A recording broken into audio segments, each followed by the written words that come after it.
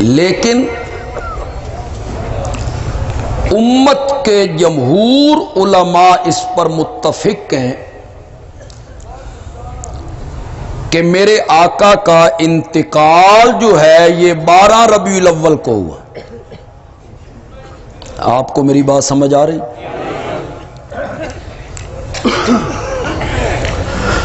میری یہ عادت نہیں ہے کہ میں کسی مسلک کے عالم کا نام سٹیج پہ لوں، میرا یہ انداز بھی نہیں ہے، میری یہ عادت بھی نہیں، لیکن اگر نام لینا ضروری ہو اور اس کے سوا چارہ نہ ہو تو پھر میں وہ نام بھی احترام کے ساتھ لیتا ہوں۔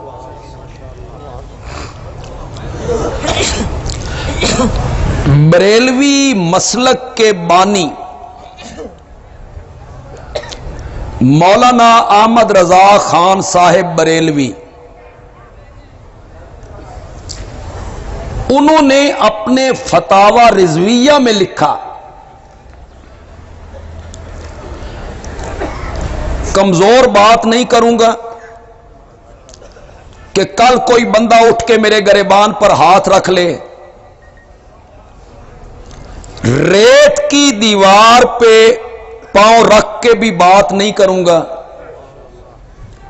کہ کل وہ ریت میرے قدموں کے نیچے سے کھسک جائے۔ میں تو پہاڑ جیسی مضبوط دیوار پہ پاؤں رکھ کے بات کروں گا۔